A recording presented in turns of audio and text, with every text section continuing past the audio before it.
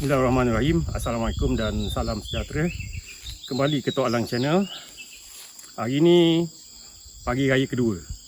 Maknanya 2 Syawal. Di sini saya ambil kesempatan lah untuk mengucapkan, bukan saya, kami. Saya dan isteri saya ambil kesempatan untuk mengucapkan selamat hari raya maaf zahir batin kepada semua yang mengikuti Tok Alang Channel. Semoga tuan-tuan, puan-puan semua bergembira, selamat bersama keluarga tersayang. Ingat, kita jaga SOP, kita jaga kita. InsyaAllah COVID-19 akan dapat dihapuskan daripada muka bumi tak lama lagi. Okey, baiklah. Saya boleh pamit serumpuk ni pagi raya kedua disebabkan kita tak boleh nak jalan raya. Saya pun raya agak sangat-sangat, bukan sangat sederhana, maknanya macam tak raya lah. Sebab anak saya 3 orang tak dapat balik. Jadi saya tak raya sangat. So hari ni pagi raya kedua saya dah turun ke kebun. Jadi saya nak update tentang pokok durian kita yang besar ni lah. Alhamdulillah burung tu pun agaknya suka saya datang. Dah lama dah. Kita tak datang pagi, saya datang petang je.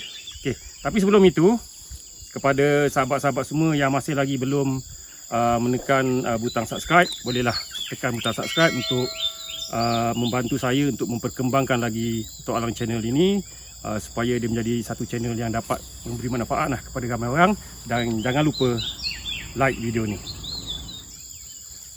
Saya nak update hari ni mengenai pokok durian kita yang besar ni, yang saya ingat dalam sebulan lebih dulu, sebelum bulan puasa hari itu, lepas pada musim kemarau, satu Malaysia heboh memperkatakan mengenai durian yang berbunga, yang terlampau banyak bunga. Dia kata tahun ini akan dapat makan buah dan sebagainya. Alhamdulillah lah. Tapi sejak akhir-akhir ni pula, bunyi pula. Habis bunga semua luruh. Bunga jatuh, bunga luruh tak lekat bunga-bunga tak lekat dan sebagainya. Okey. Saya nak update hari ni kebun kita ni. Kepada tuan-tuan semua mesti ingat kan, saya ingat saya punya video sebelum ni saya bagi tahu, dia dibuat kajian dah. Bunga durian kita nak, ataupun pakar kata secara semula jadinya dia akan lebih kurang dalam 1% je untuk lekat buah dan sebagainya. Dan ada beberapa faktor kenapa bunga durian ni luruh lah.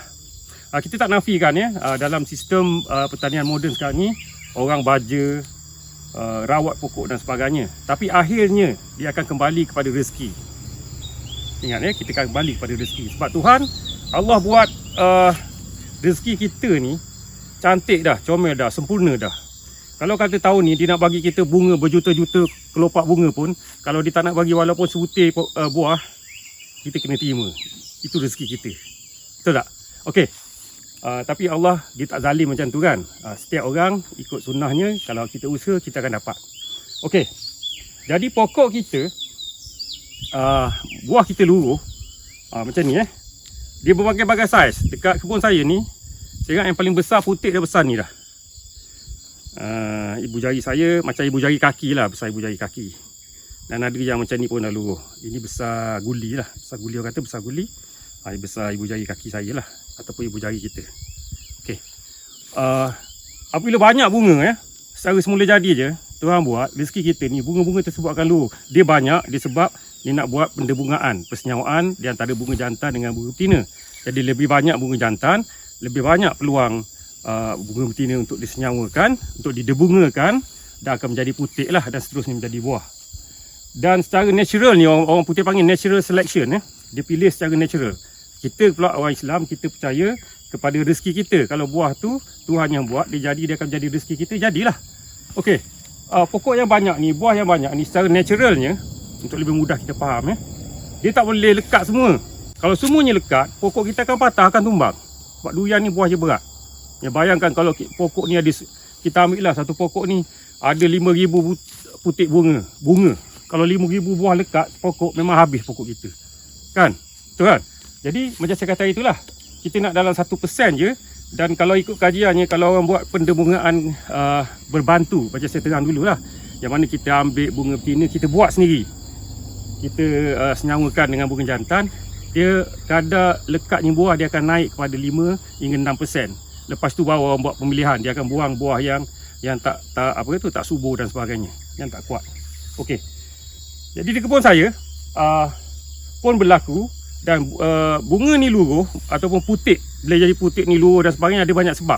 Dan sebab yang paling utama ialah Tuhan turunkan hujan, angin dan hujan yang kuat, dia akan meluruhkan buah-buah yang tak kuat dan akan tinggal putik-putik yang kuat. InsyaAllah akan lekat kat pokok kita. Selepas itu barulah di samping itu kita buat pembajaan dan sebagainya. Hari ini saya nak tunjukkan sebagai contoh. Mari. Saya dah tunjukkan saya rasa saya pernah tunjuk dah batang pokok ni sudah D24. Yang bunga di bawah ni tak lekat. Tak ada rezeki kita memang. Kita pun tak jangka dia akan lekat kan. Jadi saya nak tunjukkan, saya pakai sabit ni bukan nak sabit buah, nak tunjuk. Kalau kita perasan ni dahan ni kan penuh dengan bunga gitu. Jadi nampak ni. Inilah putik kita yang setakat ni yang kita rasa insya-Allah lah akan ada lekat dan akan ada gugur. Ini pelbagai saiz pelbagai saiz. D24 kita. Bukan nak kait ni. Saja nak tunjuk. Nampak? Kan? Yang lain tinggi-tinggi lah. Ini yang paling rendah. Okey?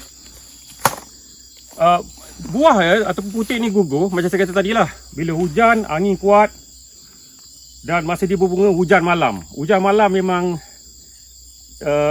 pokok durian tak apa suka lah sebab daun dia, buah dia akan bunga akan luruh dan hujan lebat pun kelawar tak datang dan sebagainya lah, penurunan tak berlaku.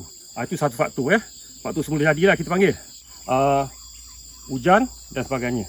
Dan faktor yang kedua yang membuatkan buah gugur yang saya tahulah ialah apabila pokok durian kita berpucuk.